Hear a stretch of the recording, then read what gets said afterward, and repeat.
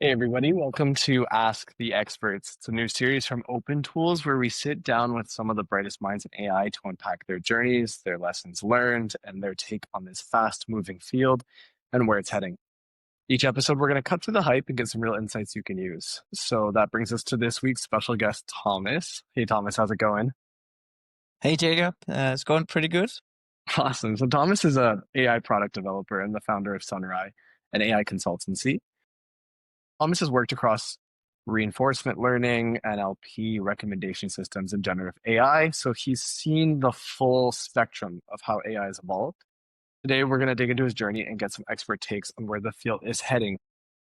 Thomas, I was just wondering if you could maybe start by telling us a little bit more about yourself, a little bit about your journey, and what you're up to Yeah, right now. yeah, of course. So, I have been working professionally with machine learning and AI since 2018. I also studied within the field, but working professionally since that time. And when I started, I went hard into reinforcement learning because I always been fascinated about how you can create algorithms that can learn, to play games or to steer robotics and stuff like that. I worked as a research assistant at the IT University of Copenhagen. Also because I thought I wanted to go into academia, but after a year, I just realized that that wasn't really for me. So I switched gears. I got a job at New Day, which is a Danish telecom company, one of the biggest. Actually, I think it is the biggest in Denmark. Um, and essentially, what I was focusing on there was looking at all the thousands of messages that they were getting from customers complaining about stuff and trying to take those complaints in, categorize them, and kind of show the business. We can use machine learning. You can train models to get an overview of all the traffic that gets in and get an understanding of, how many of our customers are facing these types of problems. Maybe are there some problems that we do not yet understand in the business. So just trying to give that overview. Then after a couple of years there, I got a job at Too Good To Go, which I know, Jacob, we just realized that we have actually been colleagues at some point without knowing it. So that's hilarious. But essentially, the task there was to get AI recommendations into the app. So when I started, the only real recommendation that was in the app at that point was if something is close to you, then recommend it, essentially. And I mean, it's a pretty good baseline for recommendations because distance is really important in that kind of recommendation space. But we were tasked to make something a little more advanced than that. And so together with my great former colleague, Sam Watts, we did that. We managed to implement recommendation system into Good to Go. We also did some other things, but primarily within recommendations. So we built that and it worked and everything was good. And then we started to get a bit bored. So Sam, he left, and then shortly after I left, and I left for the consulting world, which at that time surprised me a bit because I always thought I would never become a consultant. But I had some experiences previously with a company called 2Day, which I really enjoyed working with. And I thought to myself, it would be nice to get an opportunity to see how different Danish companies approach machine learning and AI and some of the challenges that they have. So I said yes to that position and had been working especially within generative AI within that company and working for a lot of middle-sized and huge Danish companies, also the biggest one, Novo Nordisk. Um, and yeah, after a couple of years there, I decided, why not try and do something myself? I always wanted to start a company. I never really knew exactly what direction do I want to do it. I just knew it's a journey I have to take at some point, right? And then I got an opportunity to do it alongside with with a good previous colleague and friend. He had been working for himself for half a year, and then he contacted me and said, "Hey, maybe now's the time to look into you getting started, and maybe us joining forces at some point." So now I'm here, having founded Sunray, and yeah, are starting to get that established, and it's a really exciting part. It's a really exciting part of my life right now. Oh, sounds exciting. Can you tell us a little bit more about Sunray, what you're hoping to achieve with it, and what out of all of the steps that you've already taken, what are you trying to focus on with Sunray? Like, what is your expectations? Yeah, yeah, I'll do my best. Um, so having worked with machine learning and AI in a lot of different companies now within Denmark, um, I, the more projects I've done, the more I realize that, yes, of course, building AI and machine learning solutions are, fundamentally a technical problem, right? But it's often not the technical aspects of it that makes a project succeed or fail. So what I've seen countless times now is that what makes AI and ML projects work is, of course, the technical foundation, but also the process surrounding it and the people that are working on its ability to integrate whatever they're building into the corporate strategy that are within the organization they're working with, that they're able to collaborate, that they're able to communicate to stakeholders how how's the project going, what issues are we running into, that they're able to onboard people and make strategies for how do we actually integrate this solution into the company. And so all these things I looked at, what I've done, and I said to myself, I really want to try and specialize within not just coding but also helping the companies to like understand the process of how do we go from having maybe a vague idea about what we want to achieve with AI to actually ending up with an AI product that lives in the organization and is maintained by the organization and actually provides the value that we want to, right?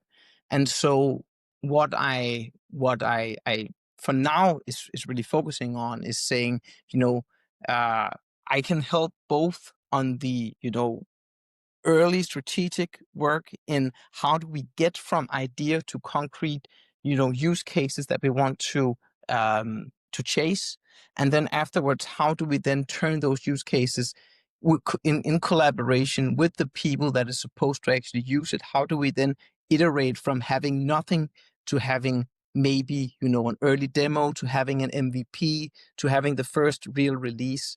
um, and guiding them in all the challenges that are in getting such like those kinds of software products into production, both from a technical aspect but also from a could be a legal aspect or compliance aspect or an onboarding aspect. There could be a lot of things that are challenging from that specific company.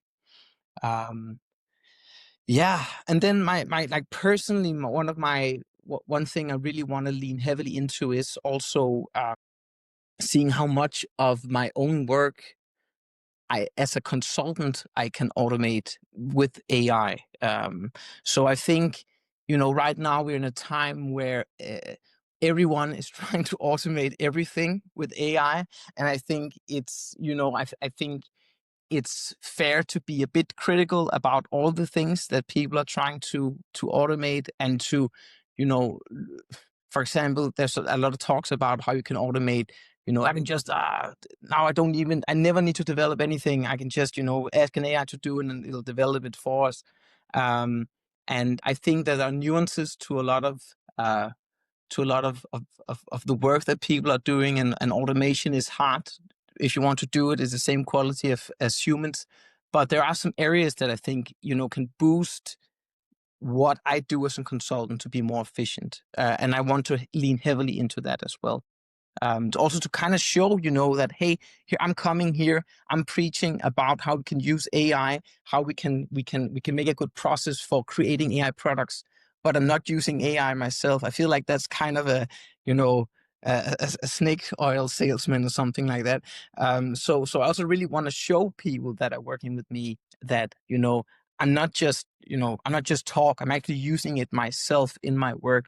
And I can show you a process of working using AI that actually, benefits us. Yeah. Amazing. And I know that you speak about a little bit about how you want Sunray to be about more than about developers understanding that it's more than just code. And areas like communication, collaboration, and strategy, and how that's important to the final product. Can you give some examples of moments when you've seen that has kind of come into the way where people have been just, as you mentioned, automating stuff for no reason without actually thinking about what the end user wants? Yeah. I think it's actually, before giving concrete examples, I think it's a really common mistake that happens in AI projects that we are, somebody has a good idea and then you get a team working on it for 3 or 4 months before ever showing it to anybody. And then the first time they show it, people are like, that's never what we asked for. That's, that doesn't work with our process. That doesn't work with the people. And then it just dies. Right. And I'm of the belief that if you're building something that people are supposed to use, then as soon as you know what it is, you need to show them, a working demo in weeks, because every time you show people something, the first time they say that's not what I want. But if you can do that 2 weeks in instead of 4 months in, then your chance of actually getting better increases a lot. And so I can give an example. I was working for a customer where you know we the whole idea was that we would onboard some of their developers onto the like generative AI technology, and then once they were onboarded, we would do like co-build, so building a demo of a working application together, and also kind of like making it so that it could scale into like a product later on. And what ended up happening was that the they were so busy and their managers were pulling in them, and all of a sudden they didn't have time for the development, so we had to do the development, right? And then by the end and by the end of the project, we tried to get some of the users to test it, but we couldn't get manager buy-in to actually get the users time to actually sit down and test with us. And so in the end, we had 2 weeks left, and we show the main stakeholder of the project. We show them the results, and they're like, "This is not what I want." And I was just like, it's really hard to do this without you looking at it and without people actually prioritizing what's um, you know, coming in and giving us input, because in the end, building these kinds of things require the domain experts um, to validate whatever's being built, right? And if they can't take a part of that, then what you end up building is just really, really, meh. And I guess that's like I could repeat the same story a couple of times. I don't want to give any specific company names or anything like that, of course. Drop the names. Um, but it's just I've just seen it happening so much that you're starting a project with all the good intentions of building something amazing, and then you don't you just expect that you can set people in a corner somewhere and code until the product is done. But it just in reality it requires so much involvement from domain experts, from users, from stakeholders, from honestly from people in the organization that has the authority to say, now we need to do this and this and this. And for companies that, in my experience, for companies that accept that and as a part of of the project, and like as a foundation of actually getting somewhere with AI, I see them succeed. And when they don't, it's just a struggle. You might get lucky every now and then, but it's just the track record becomes so much better when that aspect of it is also taken into account. 100%. And I feel like right now, especially in the entrepreneurial wave of AI, everyone is trying to find maybe one problem and then a solution. Do you think that that is exactly what people should be doing? Or do you think every solution should be a little flexible just so it isn't solving for one person's use case? It might be able Mm, applicable to multiple people. it's a good question. I mean, I think I'm a bit colored in that I'm primarily working with I'm only working with private companies, right? So that's my world. So I don't want to talk too much about people that are trying to do something which is like B2C or something like that. So my whole world is B2B, right? Um, but I do think that when I start projects, and the whole idea of the project is first to figure out what is actually what's the most beneficial use case for this company to go after, and what's the most realistic, and you're trying to find a use case where the value is there, but it's also feasible in terms of where the organization is right now with data and tech stack and everything like that. Um, I often experience that there's a lot of pre-assumptions about what the best use case is. And, I think a big part of my job is to go in and challenge that and say, we don't know that's a good use case before it's been validated by the people in the organization. And, most of the times people, they accept that once they start to see, you know, the data or the feedback that we get. People, they say, it needs to be this use case no matter what. But the CTO required that it has to be this use case, and then it gets difficult, right? And then you can do all the consulting in the world, but in the end, sometimes decisions are just being made before you can really do anything. But I guess, like, in terms of maybe not 100% related to this, but I am trying to look at all of the AI startups and AI companies that have been popping up over the last years, especially the ones that you can almost call like wrapper companies, right? Which is like their main business is pretty dependent on some of these like larger LLM providers to still provide large language models for them and everything like that. And I think that's a bit interesting to see, how those going to fare. Also because it's, the big players, it seems like they're really aggressive with pushing new features as well. So uh, I've seen a lot of startups where they have a really good idea, but then a couple of months later you see that OpenAI or Google or Microsoft or Amazon, they're replicating that within their cloud domains or within their product world, and then it's just like it's hard then to be those little guys, right? Understand. When I talked about your B2B experience, and I guess furthering the on the experience with generative AI, I know there was a lot of hype, there's fear, and then there's reality. So, in your experience as a consultant working with different companies, where do you think most companies are today when it comes to Gen AI? I think so. So I think let's take that word adoption, right? Because I don't know if you have read McKinsey's AI State of AI reports. They made one from 2025 and 2024 that I read, and one of their main arguments is that generative AI drives AI adoption in private companies. And I think that is like a slight modification of the truth, because what I see is that, yes, it makes more companies talk about AI, and yes, it makes more companies try and start AI initiatives, but like actually adopting AI into their processes, or creating new processes with AI, or you using AI in their like more day-to-day work.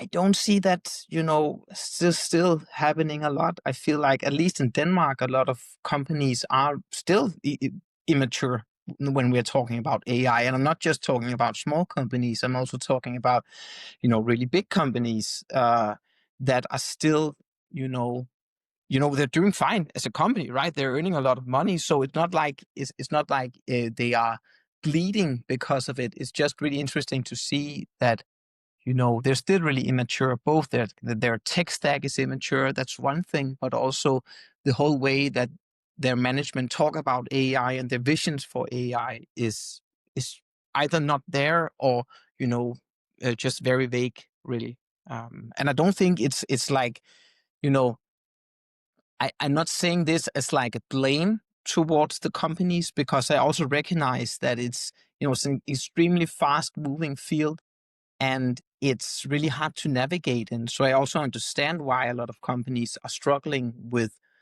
actually getting value out of AI implementations. I agree completely. I think right now we're in an age where you hear a lot of companies saying that we need AI because everyone needs AI and they don't want to be left behind. But what that No, ends up resulting in is just like an AI chatbot that maybe somebody will never even ask a question to on their website. yeah. And So honestly, like one thing, whenever I'm asked by companies to come and inspire them with use cases, I almost always only bring use cases that are non-chatbot use cases, because I just want to show, generative AI, for example, can do so much more than just being a chatbot. And it's like everybody's talking about chatbots and everybody's talking about agentic AI, and it's a cool vision, but it's just like for so many companies, that's they're not ready for that, and or maybe that's not where the value is for a lot of companies. Then maybe their best use case is actually um taking a large language model and trawling over the 1 million PDF documents they have of previous work done, or like previous contracts or something like that, and structuring that in a way that it suddenly becomes available and searchable in the organization. It's not that as sexy of a use case, but for a lot of companies that's a reality. That those kinds of use cases actually bring more value than an internal chatbot that may or may not provide uh, increased efficiency, or something like that. It kind of reminds me that the for that not that long ago, OpenAI, they celebrated that their, I think it was GPT-5, or like a version of GPT-5 that won gold in the math Olympiad in the US, which is amazing, right? And I saw an interview with Sam Altman. He's like, nobody cares that we've built this AI that does this amazing thing. And I'm like, you know, I can recognize that's amazing, but I also, like, from a company perspective, I understand why nobody cares, because it's like, how does that translate into my company uh, earning more money or saving money? It's really hard to say, right? And if you're not an AI person, if you've never built AI applications, then it's just like, yeah, you can do this, wow, but how does that translate into uh, AI value for my company, right? how do you find that translates into the communication that you have with these businesses when you are consulting and trying to explain the importance of AI systems, what they should be focusing on first? Because AI is such a buzzword, do you find it hard to communicate value to people, or what should be, I guess, Mm, prioritized first? no, I think that I like really broadly speaking, and like this is a bit, this is a bit simplifying things, but like broadly speaking, I mostly encounter companies that are either extremely pessimistic about AI or extremely optimistic about AI. So, it could either be that we don't, our management group or like our C-suite don't really believe in what AI can provide, and they're not sure that it could get us there, and it's too big of an investment. And I think for those, a lot of the conversations have been revolving around, hey, let's look at your organization and let's try and figure out what pain points are there right now in your core business. And if we look at your core business, then you know can we optimize of it, or can we even, like, create new processes, or can we create new ways of working that still support your core business using AI? And for those kinds of customers, I more, I just see that they get really surprised when we start diving into, cases of what have other companies done, and what can you also use AI for? Because, and for a lot of people, I think, AI is still a chatbot, and they're like, how does me talking to a chatbot equal value for my company, right? And then I think for the other type of company, with these really optimistic people, I like to say that my most important role is to be like the guy who disappoints, which is just like you say, yeah, you have a lot of great ideas, but to be completely honest, it's not feasible. Maybe it's not feasible because the technology is not there yet. Maybe it's not feasible because your organization is not ready for that. Um, but let's try and look at domains of AI that would be relevant for your organization or would be feasible given the tech stack you have? So, I mean, some companies I've talked with, I've just had to say, honestly, I think you need to look at your data structure or like your data organization before you can even start talking about AI. Because yes, we could build an AI proof of concept or something like that, but it's just clear to me that your tech stack or your data stack is so immature that you're not really going to get anything real out of building an AI solution, right?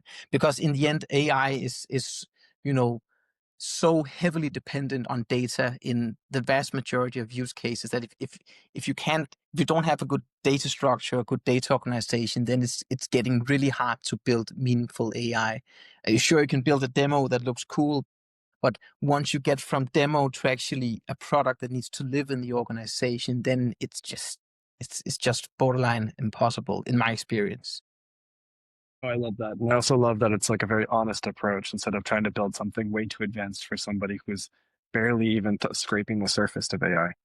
I'd love to Mm. talk a little bit about recommendation systems with you because I think it's one of the subjects where our path histories connect. So as you mentioned, we both worked at Too Good to Go. So some background about me, I did it in Canada. I was part of the team that helped grow it across the country. I'm just more on the sales side. So visiting local stores, selling the product.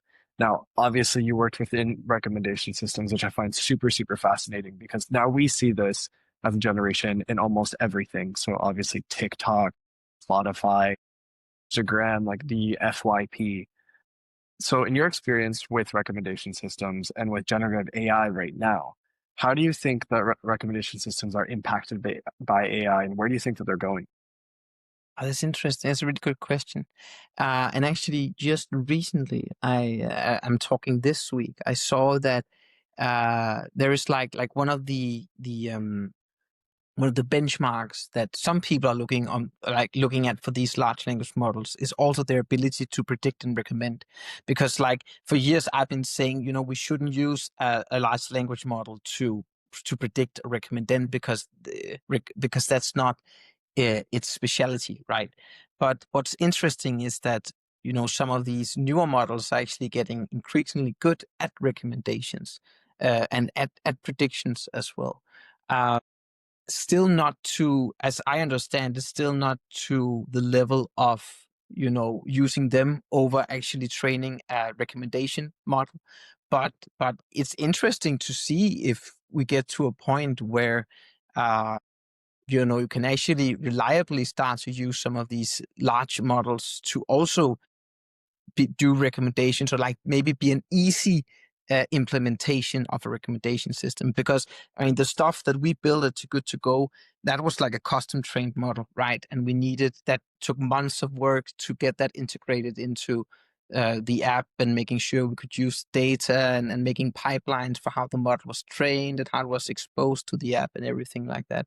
Maybe right now it would be a good baseline if you were to create a new if you were to create recommendation for like a product site or something like that, to see how good can we do it with just using generative AI. I'm not sure it would be very cost efficient to do. That's another thing of it. But I think it is interesting to see if these models get to a point where they can at least be a fair replacement until you have trained something uh, like more specifically to do proper recommendations.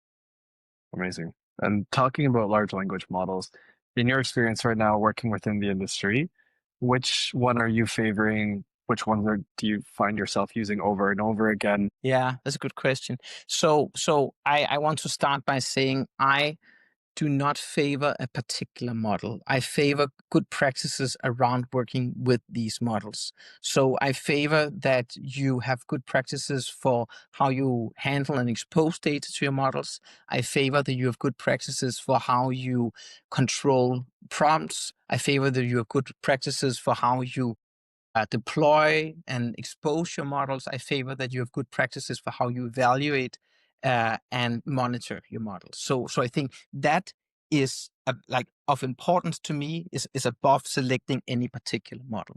I'm also saying that because I have built uh, great solutions on like some really old large language models. So of course I see some of the new models and I see that they are capable of doing stuff that the older models couldn't do too. At least that it's easier to get the newer models to do what you want them to do compared to the old ones. But I would still say you can build a lot of really great applications with like GPT 3.5, for example. Um, and so I won't really say I favor anything in particular. I'm very heavily I have a lot of experience in the Azure stack. And because of that, I have a lot of experience with the OpenAI models because they are exposed through Azure's AI Foundry service. But it's mostly because of that, if I'm being honest. Yeah, I don't think that right now there is any particular model that stands out to me as like way better than the others. If I'm comparing, like, of course, I mean, of course, GPT-5 is better at more tasks than 3.5, right? But if I'm looking at like the newer models, I'm not looking at one and saying, wow, this is the one that I need to use for all of my projects. Because in the end, in my experience, it's, what makes good generative AI projects has more to do with everything around the models, such as like, as I mentioned before, good data practices, good structure for how you deploy them and expose them, good structure for how you evaluate them, more than a specific model itself. Yeah. Nice. That's a very equitable answer. I like it. Um, well, just wrapping up here, I would love to ask you just a quick question. If there is a tool, AI tool or platform that you use every single day that you are in love with, that's hard for you to live without. So I've like over the last 4 5 months, I've gotten more and more into like experimenting more and more with how I can use AI to help me with some of my development tasks. And I still think, this whole idea of vibe coding is like I think it's in a challenging place because on one hand I see for myself how it works sometimes, but on another hand I also see sometimes how you know, it actually robs me of learning something if I'm not being careful, but also where it actually overcomplicates things for me and I need to go back, I need to change, and then all of a sudden I have to spend more time, you know, having to change things rather if I just build it myself, right? But anyway, sorry, that was a long ramble. But I like it. I have been working a lot with an extension to Visual Studio Code called Kilo Code, which is like an open source coding agent where you can either purchase a monthly subscription or you can just provide, if you have an API for a large language model, you can provide that. If you have spun up a local model, you can provide that. And then it uses that model as like the basis for your coding agent. And it's all within Visual Studio Code. So it's all within like the domain I'm used to work in. And I really like that a lot. I think it has taken me quite some time to figure out what types of tasks that I can reliably outsource to AI without, losing overview or learning or, without the code just simply not being what I want it to be. Um, but I think that it's like a tool that I'm using more and more, and I'm starting to love more and more. And actually, I'm also right now it's not official yet, but I'm also working on a course for companies to like get an introduction to how do I see you can approach vibe coding or like AI assisted development in a scalable way, so you don't just generate a code base of 10,000 lines of code and you have no idea what's happening, but rather you do it from like some predetermined structure so that you can build maybe a demo faster than you typically would. But then, when you have to take it from demo to maybe MVP, then, it's still possible. It's not just, everything is not just duct taped together. It's actually built on a solid foundation. Yeah. That's super exciting. Where are you with that course? Is it close to completion? No, it's a collaboration with a Danish company that does that really, and it's not official yet, so I can't say more than that. But it's something I'm really excited for because I think right now when I look at LinkedIn and I look at YouTube and everything like that, I think that there's a lot of really like overhype about vibe coding and like people are extremely positive about how amazing it is. And I'm just looking at it and I think, yes, there are elements of it that are nice, but coming from, somebody that's also been building productionized software for large companies that typically have, a ton of rules, a ton of legal, a ton of compliances, all these kinds of things. There are so many um, issues of things you have to consider if you suddenly are having, an AI generate code.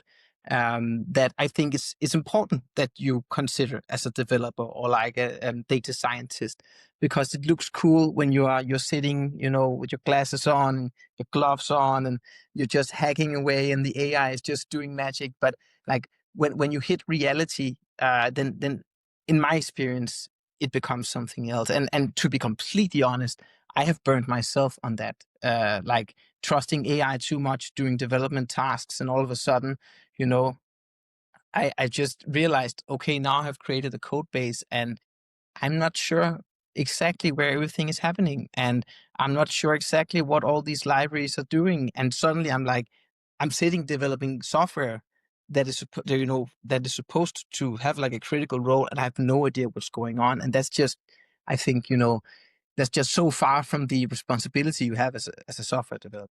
So yeah. Definitely. But yeah, Kilo Code I think is an amazing tool, an amazing AI tool that I use a lot. We work with KiloCode at OpenTools.ai, which is a nice plug. Talking about plugging things, what is next for you for Sunrai? Where can we follow you? Where should we follow along to make sure that we are kept up with everything you're doing? Good question. So I'm right now only LinkedIn.